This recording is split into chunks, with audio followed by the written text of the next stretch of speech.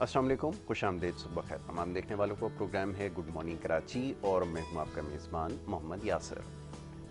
Programme में नाज़रीन अपने बात करते हैं अवामी मामलात पर, अवामी मसाइल पर प्रोग्राम में गुफ्तगू की जाती है।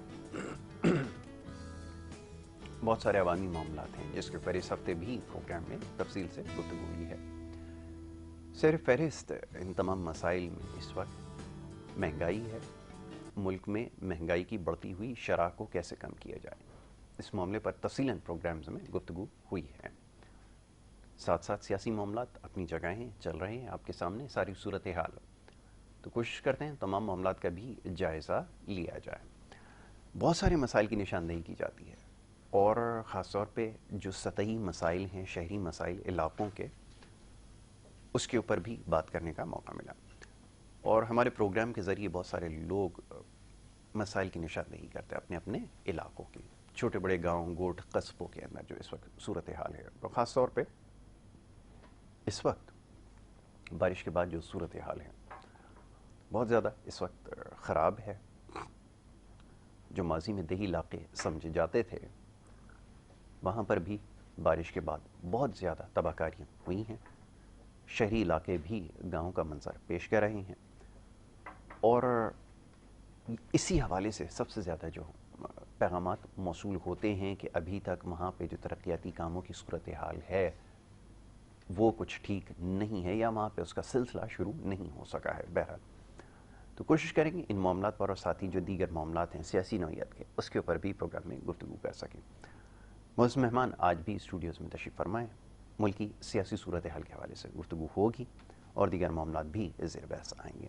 सबसे पहले मौजूद मेहमानों को खुशामदीद कहूँगा, उसके बाद फिर गुफ्तगू जारी रहेगी। सबसे पहले जो आज हमारे मौजूद मेहमान हैं, आपका ताल्लुक़ पाकिस्तान पीपल्स पार्टी से है, आप मरकज़ी रहनुमा हैं, मुख्तलिफ़ टीवी प्रोग्राम्स में आप उन्हें देखते हैं, पाकिस्तान पीपल्स पार्टी की नुमाइंदगी करते हैं। नईम आवान साहब हमारे आज मेहमान हैं, उन्हें मैं खुशामदीद कहूँगा। बहुत शुक्रिया नईम साहब प्रोग्राम में वक्त देने के लिए।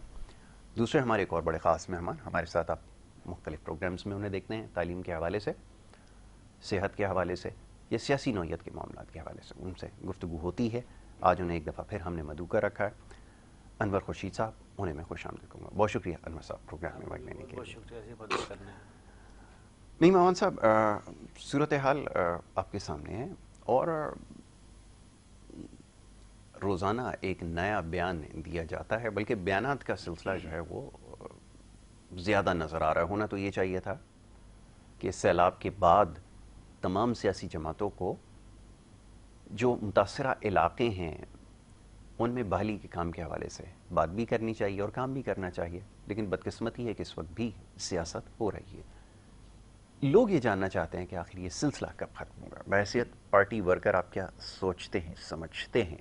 और फिर ये भी कहा जा रहा है कि गैर ज़रूरी तौर पर मामलात को तूल दिया जा रहा है। ये बात किस हद तक दुरुस्त है कि ये भी कोई सियासी हरबाए के सैलाब को जो है वो इस्तेमाल किया जा रहा है मुख्तलिफ़ तरीक़ों से, फंड्स के हवाले से या इलेक्शन में ताख़ीर के हवाले से? ये इल्ज़ाम किस हद तक दुरुस्त है? मैं चाहूँगा इस पर गुफ्तगू कीजिए। जी बिस्मिल्लाह। बिस्मिल्लाह। यासर भाई, जो ये आलमी वबाएँ होती हैं, नगानी आफात होती हैं, जैसे अभी आलमी वबा आई कोरोना जैसी, दुनिया के अंदर एक रवाज है, कभी भी इस किस्म के जब हालात बनते हैं तो मुल्क जो है वो कोशिश करते हैं कि अपोजिशन और हुकूमतें जो है वो एक प्लेस पर हो और कोशिश करें कि किसी तरीके से नगानी आफात से मुल्क को बाहर निकालें। मैं मिसाल अगर आपको कनाडा की दे दूं, कनाडा के अंदर अपोजिशन और हुकूमत आपस में उनका इतना ज़्यादा गैप रहता है कि वो एक दूसरों को देखना पसंद नहीं करते।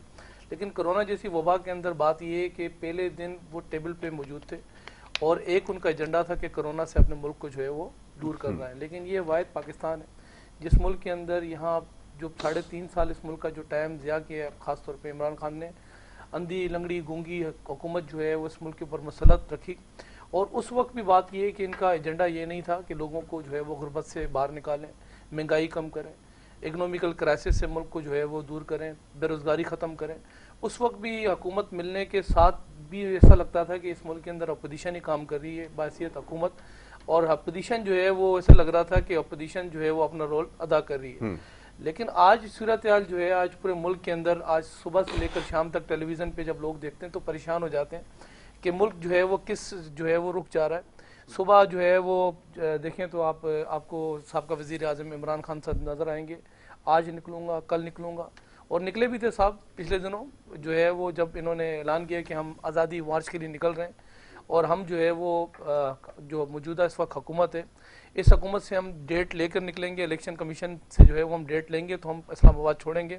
لیکن کمال یہ ہوا کہ جو 4-5 دن جو ہے وہ لوگوں کو کراچی سے لے کر اسلام آباد سے لے کر کے پی کے پنجاب سے اکٹھا کیا گیا اسلام آباد کے اندر, اور وہ خود صاحب 4 بجے میرا خیال ہے وہاں سے نکل گئے. بجائے وہ ڈیٹ لینے کی وہ ڈیٹ دے کے چلے گا کہ میں 6 دن بعد آؤں گا, تو 6 دن بعد جب واپس آؤں گا تو پھر آپ سے ڈیٹ لوں گا. اچھا, وفاقی وزیر خزانہ اسحاق ڈار صاحب جو میڈیا کے نمائندوں سے گفتگو کر رہے تھے اور بات ہو رہی تھی ملکی معیشت کے حوالے سے, اعداد و شمار پیش کیے جا رہے تھے.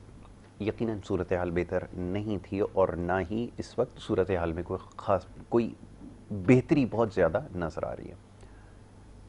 یقیناً کچھ ریلیف کسی نہ کسی شکل میں ضرور ملا ہے, لیکن یہ ناکافی ہے. سمجھنے کی بات یہ ہے کہ ابھی جو اعداد و شمار پیش کیے جا رہے تھے اس میں بہت سارے سوالات ابھی بھی موجود ہیں. جناب معزز مہمان اسٹوڈیوز میں تشریف فرمائیں. کچھ دیر پہلے سیاسی صورتحال پہ گفتگو ہو رہی تھی, مزید اس معاملے پر بات کریں گے. جی انور صاحب, یہ صورتحال آپ کے سامنے ہے. ابھی جو بات ہو رہی تھی کچھ دیر پہلے آپ نے بھی سنا ہے, ساری باتیں اپنی جگہ ہیں, ٹھیک ہے, اتار چڑھاؤ آتا رہا اور کوئی بھی کامیاب نہیں ہو سکا عوام کو حقیقتاً ریلیف دینے میں. لیکن ایک بات یہاں پر قابل غور ہے جس کے اوپر اس سے پہلے بھی بات ہوتی رہی ہے, وہ یہ کہ ملک کی معیشت کو چلانے کے لیے جتنے بھی سٹیک ہولڈرز ہیں انہیں ایک پیج پر آنا ہوگا. اس کے لیے اگر آپ کو کسی چارٹر کو سائن کرنے کی ضرورت ہے تو وہ بھی کرنا پڑے گا. سیاست ہوتی رہتی ہے, پوری دنیا میں ہوتی ہے, لیکن معاشی جو ملک کے مفادات ہیں ان کا تحفظ سب سے زیادہ ضروری ہے, جس کو یکسر نظر انداز کیا جاتا ہے اور اسی بنیاد پر پھر حکومتیں گرتی اور بنتی. یہ سلسلہ آخر کب رکے گا اور کون اس سلسلے کو روکے گا؟ کیونکہ اتنی فہم و فراست کسی بھی سیاسی جماعت میں نظر نہیں آتی کہ ملک کی ترقی کے لیے ایک پیج پر آنے کے لیے تیار ہو. فرمائیں. بسم اللہ الرحمن الرحیم. جی دیکھیں, بات تو ہم کسی اور طرف کرنے کی بات شروع بھی ہوئی تھی اور کرنی تھی, مگر اب بیچ میں ہم نے وفاقی وزیر خزانہ اسحاق ڈار صاحب کو بھی ابھی سن لیا لائیو, انہوں نے بھی جو باتیں کی. میں آپ کو ایک مثال دیتا ہوں جو تھوڑی سی ٹاپک سے ہٹ کے ہے, کہ اگر کسی بھی ملک کا جو ایک سورن کنٹری ہے, خود مختار ملک ہے, اس کے اپنے دشمنوں سے بچانے کے لیے ان کو ایک فوج کی ضرورت ہوتی ہے اور اپنے جو باؤنڈریز ہوتی ہیں ان کو سیکیور کرنے کی ضرورت ہوتی ہے. اگر ان کی فوج, میں پاکستان کی بات نہیں کر رہا, پوری دنیا کے ہر ملک کی بات کر رہا ہوں, اگر ان کی فورسز جو ہیں جو اپنے ان دشمنوں کو جن کو وہ جانتے ہیں اور ان کے لیے دفاع کے لیے بارڈرز پہ بیٹھے ہوئے ہیں, تو وہ ان کو بڑی اچھی طرح کنٹرول کر سکتے ہیں. چھوٹا سے چھوٹا ملک بھی ہو, اس کو ابھی دیکھ رہے یوکرین اور روس کی جنگ لگی ہوئی ہے, اتنا آسان نہیں ہے ترنے والا. روس جیسے اتنے بڑے ملک کے لیے یوکرین چھوٹا ملک اتنا ترنے والا نہیں بنا, تو بڑا مشکل ہو جاتا ہے. اسی طرح اگر انہی فورسز کو اندر کے اب لوگوں کے ساتھ جو روزمرہ ہمارے ساتھ چلتے ہیں پھرتے ہیں, ان سے کسی قسم کا خطرہ محسوس ہو, تو وہ ان کو قابو کرنا, ان کو آئیڈینٹیفائی کرنا بھی بڑا مشکل ہوتا ہے. یہی جو ملکوں میں دہشت گردی یا سیبوٹاج, سبورجن, مختلف قسم کی چیزیں ہوتی ہیں, تو وہ ان کو کنٹرول کرنا کتنا مشکل ہو جاتا ہے. اسی تناظر میں اگر ابھی ہم بات کریں پولیٹیکل ٹاپ لیڈرشپ کی اور پولیٹیکل تمام پارٹیز کی, اگر ہم نے اپنے ملک کو ایک صحیح سمت پہ لے کے جانا ہے, تو اس کے لیے اگر ہم آپس کی اندر کی جو رفٹس ہیں ان کو ہمیں ختم کرنا ہوگا. آپ اسمبلی کے اندر بیٹھ کے پازیٹیو باتیں کر سکتے ہیں اور کرٹیسائز کر سکتے ہیں, آپ تنقید کریں, جم کے تنقید کریں, اور اس کے ساتھ تنقید کے ساتھ آپ کو پروف جو ہے نا اٹیچ کرنے ہوں گے کہ آپ نے یہ والا پروجیکٹ جو بنا رہے ہیں, اس پروجیکٹ میں یہ خامیاں ہیں, یہ ان کو دور کریں, ورنہ ہم آپ کو نہیں مانتے اس پروجیکٹ کو. تو وہ تنقید ایسی ہونی چاہیے جس میں کوئی پازیٹیو وہ چیز ہو. تو یہ چیز ہونی چاہیے. اگر آپ ایک ملک کو, جیسے ہمارا ایک ملک ہے, ایک جمہوری ملک ہے, یہ چل ہی جمہوریت کے ساتھ چل سکتا ہے. اگر آپ جمہوری راستوں کو چھوڑ کے آپ غیر جمہوری راستوں کو اپنائیں گے, جو کہ مارچ ہوتا ہے جس طرح سے، یا مارشل لا ہوتا ہے، یا اور کسی طرح کی ایمرجنسی لگ جاتی ہے، غیر جمہوری رستے ہیں، اگر غیر جمہوری رستوں کو ملک کو چلانے کی کوشش کریں گے تو وقتی طور پہ تو تھوڑا سا امن نظر آئے گا دائیں بائیں، مگر اس کے جو آفٹر ورڈ افیکٹ ہیں 5 سال 10 سال 20 سال، اور دنیا کے جتنے ہمارے لوگ ملکوں کے ساتھ تعلقات ہیں، دنیا کی جتنی ایسی آرگنائزیشنز ہیں جن کے ساتھ ہمارے مالی تعلقات ہیں، ان میں خرابی آتی ہے۔ تو یہ سلسلہ یہ کوئی ابھی جو آنے والا لانگ مارچ ہے تحریک انصاف کو، اس کی بات نہیں کر رہا میں، پیچھے بھی بات کر رہا ہوں۔ پیچھے ہم یہ سنتے آئے کہ جس وقت 2013 میں پاکستان پیپلز پارٹی نے، پاکستان 2008 میں جب پاکستان پیپلز پارٹی نے گورنمنٹ لی تھی کہ ملک دیوالیہ ہو چکا ہے، ہم مر رہے ہیں، ہمارا مسئلہ کوئی نہیں ہے، ہم اس کو صحیح کریں گے، 2013 میں پاکستان مسلم لیگ نے بھی یہی باتیں کی تھی، ان کے وزیر خزانہ، ان کا سارا کچھ یہی، ابھی آئے تھے یہی باتیں ہوئی تھی، اور 2018 میں آ کے پھر وہی باتیں ہوئی کہ جی یہ ملک لوٹ کے چلے گئے، کھا گئے، پی گئے، چور ہیں، ڈاکو ہیں، 18 کے بعد پھر یہ سنبھالتے رہے۔ مگر اس سے پہلے اتنا عوام کے اندر اویئرنیس نہیں تھی، بیکاز سوشل میڈیا کم تھا۔ اب عوام کے اندر اویئرنیس آ گئی ہے سوشل میڈیا سے، تو یہ مسئلہ ہو رہا ہے، اور یہ جو تباہی مچائی گئی ہے، صحیح تباہی مچائی گئی ہے۔ اس وقت کا لانگ مارچ جو مہنگائی مارچ کیا تھا مریم نواز شریف نے، پاکستان مسلم لیگ نے، اور جو لانگ مارچ کیا تھا مولانا فضل الرحمان نے، جو لانگ مارچ کیا تھا بلاول زرداری بھٹو نے، وہ لانگ مارچ جو وہ بنیاد ہے ملک کو تباہ کرنے کے لیے، اور یہی لانگ مارچ جو اگلا آنا ہے یہ بھی اسی کی کڑی ہے۔ اور اس میں سے ان چاروں پارٹیوں کو، مین 4 پارٹیاں تو 3 ہیں، اور ایک ان کے سربراہ ہیں مولانا فضل الرحمان، وہ تو ابھی بیک گراؤنڈ میں چلے گئے کیونکہ ان کے ساتھ دھوکہ ہو گیا، وہ صدر پاکستان نہ بن سکے، ان کے ساتھ دھوکہ ہو گیا، تو اس لیے وہ بیک گراؤنڈ میں فی الحال گئے ہوئے ہیں۔ اور اس کے بعد یہ ہے کہ تھوڑی دیر پہلے نعیم بھائی نے بات کی تھی کہ جو پی ٹی آئی کی 25 مئی کو لوگ آئے تھے تو ڈیٹ دے کے چلے گئے، وہ ڈیٹ اپنے پاس سے کوئی نہیں دیتا، اتنی ہمت کسی نواز شریف، شہباز شریف، عمران خان، زرداری میں نہیں ہے۔ ڈیٹ آتی ہے، ڈیٹ آئی تھی تو چلا گیا تھا، اب ڈیٹ دوبارہ آئے گی۔ ابھی یہ ان کا لانگ مارچ 12 ربیع الاول کے بعد جو بھی اعلان ہوگا، اس میں کوئی ڈیٹ آئے گی۔ کہاں سے آئے گی؟ جہاں سے آتی ہے، جہاں سے ڈیٹ آتی ہے، جہاں سے آتی ہے۔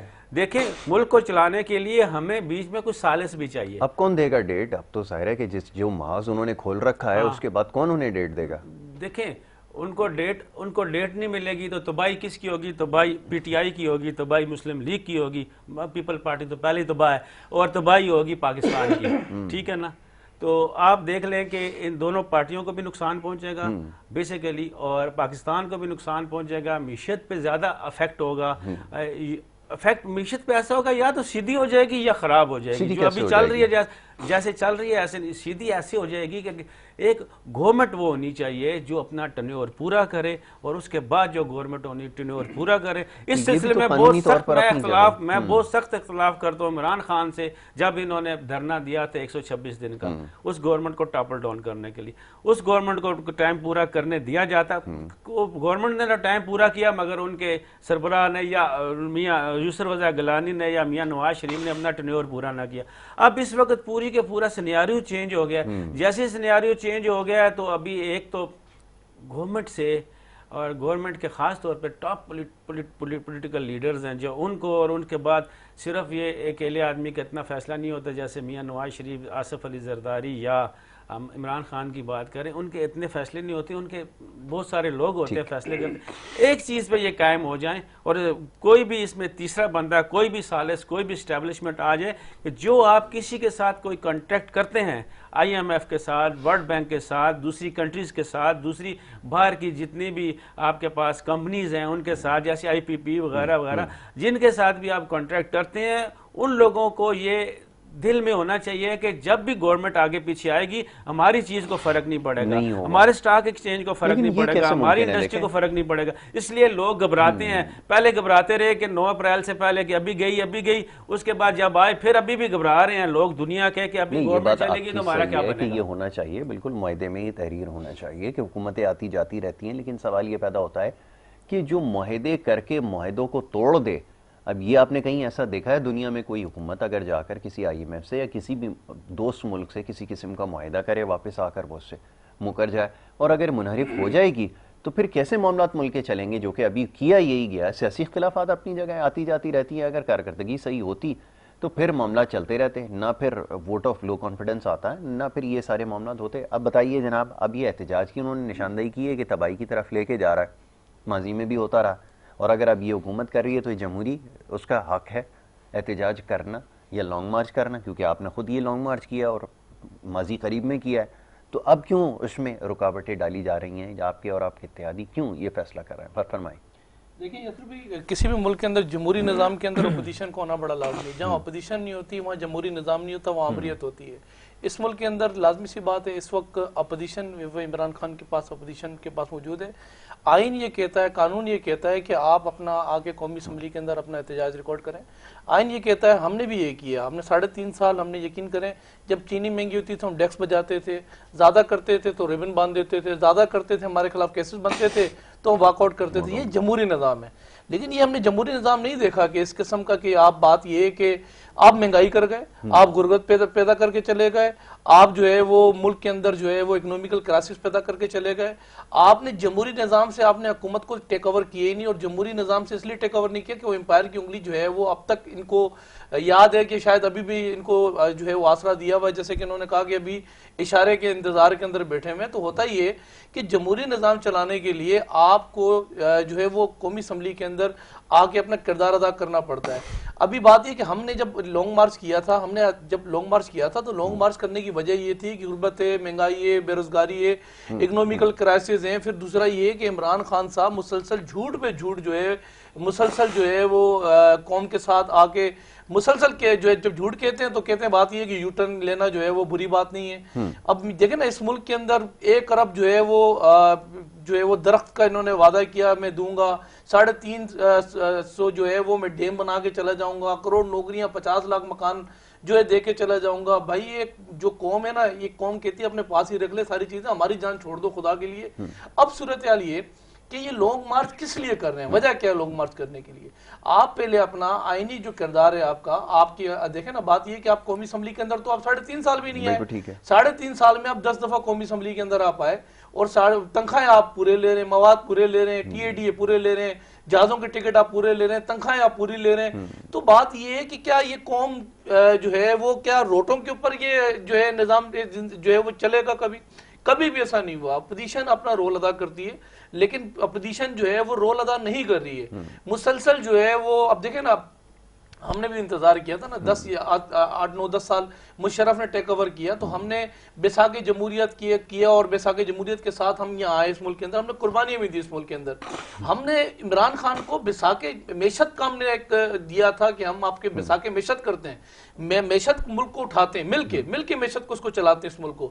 ہم نے جب معیشت کی بات کی تو نواب صاحب کہنے لگے مجھ سے این آر او مانگ رہے ہیں، اور بھائی ہم این آر او مانگ رہے ہیں آپ سے، ہم بیساکھ معیشت کی آپ سے بات کریں۔ اور یہ قومی اسمبلی کے فلور پر بلاول صاحب نے ان کو آفر دی تھی کہ چھوڑیں ساری چیزیں، ہم رنجشیں بھول جاتے ہیں، پرانے جو حالات رہے یا جیسے جو کچھ ہوا 2018 کے الیکشن کو بھی ہم ایکسپٹ نہیں کرتے، چلو آپ وزیر اعظم بن گئے ہو، آپ جو ہے وہ آپ کو جتنے ووٹ پڑے، دیکھیں نا اس وقت جو 2018 کے الیکشن تھے، 2018 کے الیکشن کے اندر یاسر بھائی جو ان کی اپنی جو ٹوٹل جو ان کو ووٹ تھے وہ 1,60,00,000 تھے۔ اس وقت جو اپوزیشن کی جو پی ڈی ایم کے اندر جو 11-12 جماعتیں ان کے پاس جو ہے 3.5 کروڑ ووٹ تھے، 3.5 کروڑ والے کے اوپر 1,60,00,000 والا کیسے مسلط ہو گیا؟ اگر مسلط ہو گیا تو آج 3.5 کروڑ والے جو ہے وہ اس ملک کے اوپر جو ہے وہ اپنا آئینی کردار ادا کر رہے ہیں، اور ہم نے آئینی طور پر جو ہے اس کو ہم نے گھر سے نکالا۔ اب اگر ہم نے 10 سال ویٹ کیا، اس کے 3.5 سال ویٹ کیا، تو بھائی آپ انتظار کرو نا۔ آپ بات یہ ہے کہ آپ کس چیز کے اوپر آپ جو ہے وہ آپ باہر نکل رہے ہو؟ کیا آپ نے وعدے پورے کر لیے؟ کیا ملک کو جو ہے وہ اکنومیکل کرائسس آپ نے نکالا؟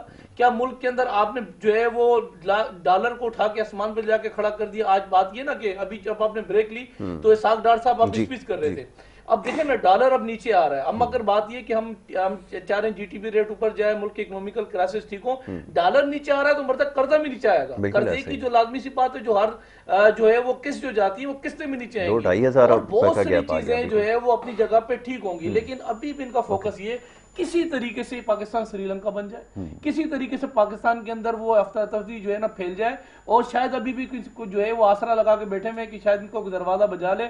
अब जिनका दरवाजा बजा के आए थे ना, तो बात ये कि 12 जमातों के साथ लड़ गए थे। अब ये एक जमात के चक्कर में अब बात ही 12 जमातों के साथ लड़ गए थे।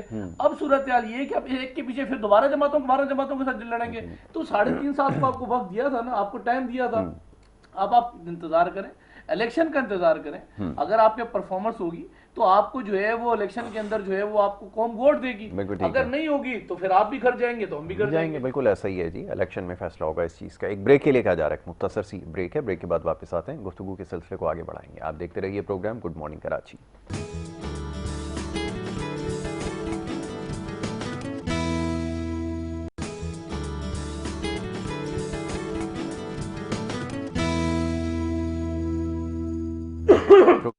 दफ़ा फिर खुश आमदीद कहेंगे। ब्रेक पे जाने से पहले जी गुफ्तगू का सिलसिला जारी था।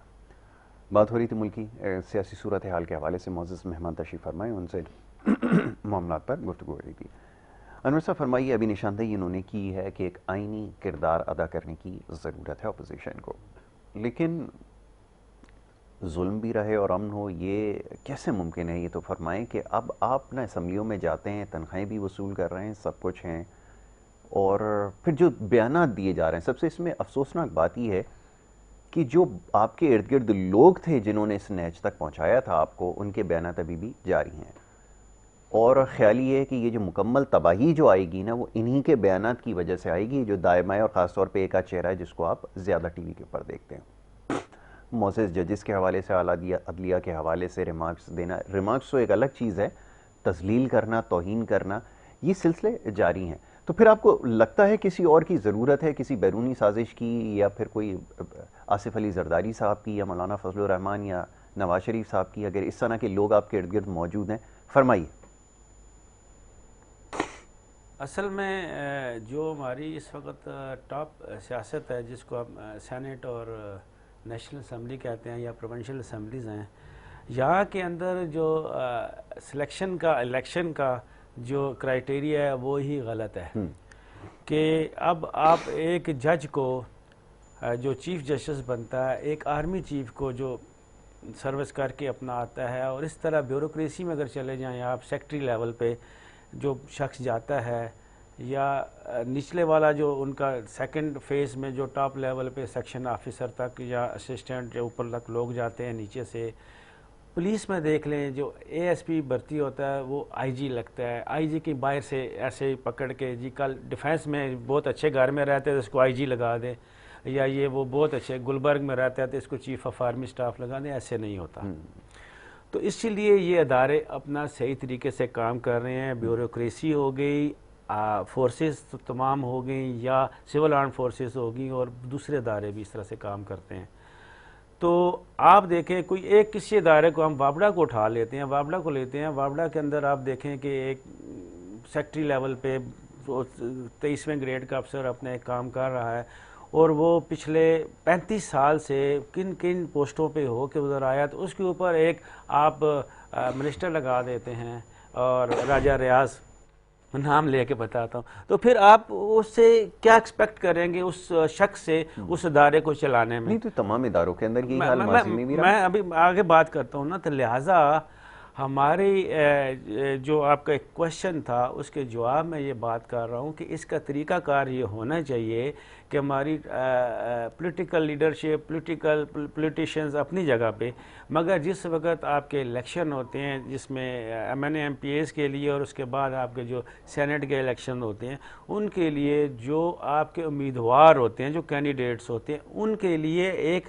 पेपर तैयार किया जाए, एक उनके लिए एक उनका बायोडाटा के लिए एक पेपर तैयार कर लिया जाए, जैसा कि आप कहते हैं कि उसकी हाइट इतनी होगी, एज इतनी होगी, उसकी क्वालिफिकेशन इतनी होगी, उसकी फ़िज़िक्स इतनी होगी, उसने कहाँ कहाँ से पढ़ा होगा, और उसने इससे पहले कितना तजर्बा है।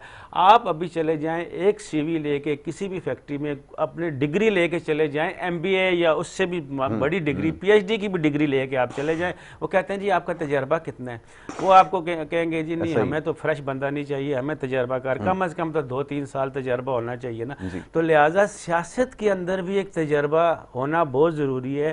تو لہٰذا جب بھی کوئی سیاست میں آئیں, سب سے پہلے آپ ینگ لاٹ کو اٹھائیں, یونیورسٹی سے لیں, کالجز سے لیں. خان صاحب نے اٹھائی تھی نا ینگ لاٹ, جس کا نارعہ لگایا تھا نوجوانوں کو لائیں گے, پتہ نہیں کدھر گیا نا, وہ شاہ محمود قریشی کو, سارے نوجوان, فواد چودھری کو, شاہ محمود قریشی تو خود ابھی ینگ ہے اس حساب سے. ابھی کل تو برتھ ڈے منائی گئی ہے عمران خان کی 70ویں.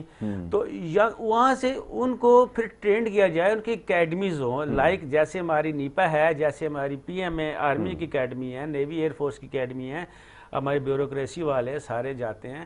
تو وہاں پولیس کی ٹریننگ کی اکیڈمیز ہوتی ہیں, تو ان کو اکیڈمی میں سے باقاعدہ ٹرینڈ کیا جائے, اور اس کے اوپر جو بہتر ہوں گے تو وہ آگے بعد میں اگر کوئی بندہ الیکشن لڑتا ہے ایم پی اے کا, ٹاپ لیول پہ جاتے ہیں ایم پی اے کا اور ایم این اے کا, اس کے پاس یہ ڈگری ہونی چاہیے, اس نے کم از کم ایک دفعہ کونسلر رہا ہو, چیئرمین رہا ہو. دیکھ میری بات سنیں نا, میں جب آپ آگے, نہیں یہ بات صحیح ہے کہ نرسری ہونی چاہیے. دنیا میں معاشرہ اچھا ہے نا, وہاں کا معاشرہ ایسا ہے کہ وہاں کے آپ کو معاشرے میں سے انسان ایسے. یہ بات صحیح ہے کہ سیاست ہوتی گراس روٹ لیول سے ہے, کہ کالج یونیورسٹی کی سطح پر ہوتی ہے, ورنہ پھر چودھری فواد جیسے لوگ ہی آپ کو ملتے ہیں جو کبھی ایک پارٹی میں رکھ دیے جاتے ہیں, کبھی دوسری میں رکھ دیے جاتے ہیں. یہ تو بدقسمتی اس ملک کی ہے نا کہ ایسے لوگ ہیں.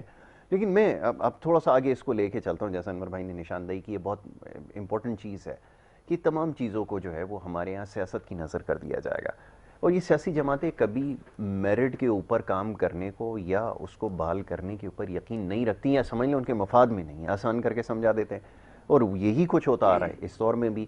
ابھی جیسے ایک تقرری کے حوالے سے بہت زیادہ اس کو متنازع بنایا جا رہا ہے. انہوں نے کہا کہ ٹھیک ہے, تجربے کی بنیاد کے اوپر جس کی باری آتی ہے خود بخود کوالیفائی کر جائے. کیوں اتنا متنازع بنایا جا رہا ہے, یہ فرمائیے.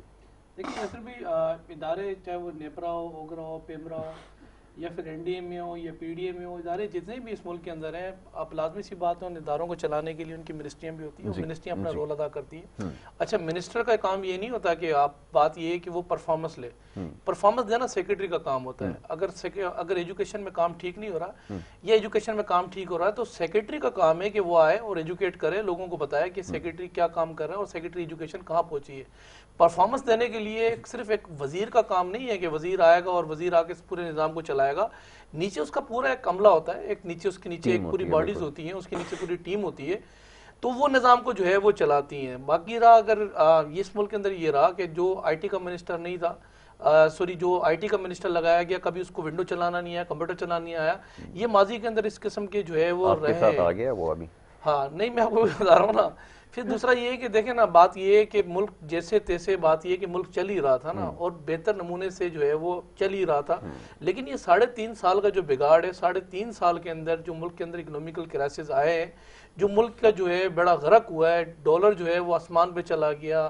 آپ کی بجلی کے ریٹ جو دعوے دار تھے کہ 8 روپے کا یونٹ جب ان کو دیا تھا 2018 میں, تو اس وقت کنٹینر میں بل جلایا کرتے تھے اور کہتے تھے میں 2 روپے کا یونٹ کروں گا, اور 34 روپے کا یونٹ اس ملک کو جو ہے وہ دے کے چلا گیا. ڈالر دیکھیں نا, بات 116 کا ہم نے دیا, اس کو لے جا کے 216 پہ میں جو ہے وہ ہینڈ اوور کر کے چلا گیا. چینی 47 روپے دے کے گئے, 150 روپے کی چینی دے کے چلا گیا. اچھا, بہت ساری چیزیں ایسی ہیں جو آپ کا 200 روپے کا گھی مل جاتا تھا, 150 160 روپے کا گھی کلو ملتا تھا, 550 پہ کھڑا کر کے چلا گیا.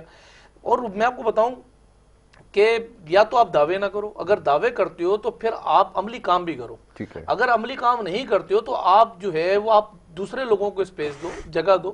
اس وقت جو ہے وہ اس ملک کے اندر جو ہے جو مہنگائی ہے, جو غربت ہے, جو بے روزگاری ہے, ہماری اس وقت اٹینشن جو ہے وہ کسی طریقے سے سیلاب زدگان کے اندر جو اس ملک کے اندر ایشو بنا ہوا ہے, ہماری ساری اٹینشن اس وقت سیلاب جو متاثرین ہیں ان کو کسی طریقے سے جو ہے وہ جو کسان ہے جو ہاری ہے, کیونکہ لازمی سی بات ہے جب آپ ملک کے اندر جو ہے وہ کسان ہاری نہیں رہے گا آپ کے ملک کے اندر, تو پھر آپ کیا ایکسپیکٹ کریں گے کہ ملک پھر کیا امپورٹ ہی کرتے رہیں گے. کبھی آپ ٹماٹر منگائیں گے, کبھی آلو منگائیں گے, کبھی چاول منگائیں گے, کبھی جو ہے وہ گنا جو ہے وہ منگائیں گے, پھر یہاں چینی جو ہے اس کو, مطلب ہماری اٹینشن یہاں لگی ہوئی ہے, ہمارے سابقہ وزیر اعظم کی اٹینشن کہیں اور لگی ہوئی ہے. تو یہاں جو لال بتی کے پیچھے جو 3.5 سال یہ لگا کے گیا, اور آج بھی جو ہے وہ پوری قوم کو لال بتی کے پیچھے لگا کے جو ہے وہ آج پھر قوم کو جو ہے وہ صبح شام گمراہی کی طرف لے کے جا رہا ہے. اور اب عوام کو جو ہے وہ شعور آ چکا ہے, لوگوں کو پتا ہو چکا ہے کہ 3.5 سال کے اندر کسی کو نہیں چھوڑوں گا, سب کو پکڑ کے بند کر دیا. بات یہ نا سب کو پکڑ کے بند کر دیا, کسی کو نہیں چھوڑا. پھر بات یہ کہ آپ سب کو پکڑ کے بند کرنے کے باوجود آپ نے کیا رول ادا کیا اس ملک کے اندر, آپ نے کیا پرفارمنس آپ نے ادا کی؟ کیا فہد چودھری اس ملک کے اوپر مسلط جو ہے وہ کرنا ہی تھا؟ تو پھر ضرورت کیا تھی عمران خان کو جو ہے وہ طریق انصاف کا دعویٰ کرنے والی حکومت کا؟ میں فہد چودھری کے لیے میں آپ کو بتاؤں, یہ عمران خان صاحب کے ساتھ سعودی عرب گیا تھا, وہ ٹیبل کے اوپر وہ شاہی خاندان کے ساتھ بیٹھا تو بہت سارے شیخ اس کو گھڑی گھڑی دیکھ کے جا رہے تھے. اس سے پوچھا شیخوں سے فہد چودھری نے کہ یار مجھے کیوں دیکھ رہے ہو؟ بولا تم کرائے پہ ملتے ہو کہ ہر وزیر اعظم کے ساتھ آتے ہو, اسی ٹیبل پہ آ کے بیٹھتے ہو. تو یہ اس قسم کے لوگ جب آگے ملک کے اوپر مسلط ہوں گے, اب بات یہ نا کہ میں آزادی مارچ کروں گا, دوسرا آگے کہتا ہے خونی مارچ ہوگا, تو بات یہ کہ آپ تو اپنی پارٹی کے اندر جو ہے وہ آپ سمجھ لیں کہ یہ حالات بنے ہوئے, ایک خونی مارچ کی باتیں کرتا ہے, ایک آزادی مارچ کی باتیں کرتا ہے, ڈیٹ لینے آتے ہیں الٹا پھر ڈیٹ دے کے چلے جاتے ہیں. تو ملک کا جو ہے وہ اس وقت صورتحال اچھی نہیں ہے. کورونا سے ہم ابھی باہر نہیں نکلے, ابھی ہم جو ہے وہ اس وقت سیلاب کا جو ایک 70% جو ہے وہ ایشوز ہیں, پھر ڈینگیز کے جو ہے ڈینگی کے اتنے معاملات ڈسٹرب ہوئے ہیں, اکنومیکل کرائسس آپ کے ڈسٹرب ہوئے ہیں. آئی ایم ایف کے ساتھ آپ نے جو قرضوں کے جو ان سے قرضے لیے 42,000 ارب قرضہ اس ملک پر آپ چڑھا کے گئے ہو, آپ نے جو ان کے ساتھ ایگریمنٹ کیے وہ وائلیشن کر کے آپ نے ایگریمنٹ کی وائلیشن ایسی کی ہے کہ آئی ایم ایف کسی طریقے سے راضی نہیں ہو رہا آپ کا. آپ نے اپنے قرضے تو لے کے اس ملک کے اوپر جو ہے وہ ملک کو جو ہے وہ جو ہے بنا کے قرضوئی کر کے چلے گئے, لیکن آپ ملک کو ڈیلیور کیا کر کے گئے؟ ڈیلیور کیا کر گئے؟ آخری جملہ انور بھائی, آخر میں انہوں نے بہت ساری چیزوں کی نشاندہی کر دی ہے. ویسے سیاسی کارکن ظاہر ہے کہ یہ تمام چیزیں ایسی ہیں جس کو بار بار دہرانا بھی ضروری ہے, کوئی سیاست کا حصہ ہے. ہم بحیثیت ایک نیوٹرل غیر مناسب ہے لفظ استعمال کرنا, اب تو شجر ممنوع ہے اس طرف جانا, لیکن یہ کہ یہ جو غیر جانبدار رہتے ہوئے اگر بات کی جائے, کس حد تک بات درست ہے کہ یہ جو آئیڈیل سیاسی کلچر کی بات کر رہے ہیں وہ آ سکتا ہے؟ پھر وہی سوال ہے کہ یہ ساری سیاسی جماعتوں میں نظر آتا ہے. مجھے نہیں لگتا جی کہ یہ آ سکتا ہے. اس کے لیے سالس کا ہونا بہت ضروری ہے, اور پچھلے 75 سال سے ہم نے دیکھ لیا. میں وہ والا لفظ استعمال نہیں کرتا جو آپ نے منع کیا کرنے سے. اس میں سالس کا ہونا بہت ضروری ہے. سالسی کے بغیر کام نہیں چلے گا. سالسی چلتی رہے گی تو ملک صحیح چلے گا. اگر سالسی ختم ہو جائے گی بیچ میں تو ملک ایسے ہی ایک دوسرے کو یہ کاٹیں گے کریں گے. اور اس وقت میں آپ کو بتا دوں, کنفرم بتاتا ہوں, اس وقت سالسی نہیں ہو رہی. آج کے دن کی بات کر رہا ہوں, پچھلے 2 ہفتوں کی بات کر رہا ہوں, نہیں ہو رہی. ٹھیک ہے جی انور بھائی, بہت شکریہ, بڑی نوازش آپ کی, آپ نے پروگرام میں ہمیں وقت دیا. نعیم امان صاحب, آپ کا بڑا شکریہ, آپ نے پروگرام میں وقت دیا اور سیاسی معاملات کے اوپر گفتگو کی. معاملات ایسے ہیں جس کے اوپر مزید گفتگو کرنے کی ضرورت ہے, اور خاص طور پہ جو سوالات ہیں آپ کے ملکی معیشت کے حوالے سے اور سیاسی معاملات کے حوالے سے اتنے سارے ہیں کہ یقیناً ایک پروگرام میں یا محض مختصر وقت کے اندر جو ہے تمام سوالوں کو شامل نہیں کیا جا سکتا. اگلے سیگمنٹ میں مزید کچھ معاملات ہیں زیر بحث آئیں گے, لیکن اس سے پہلے ایک بریک لینا ضروری ہے. بریک لے کر واپس آئیں گے. آپ دیکھیے پروگرام گڈ مارننگ کراچی.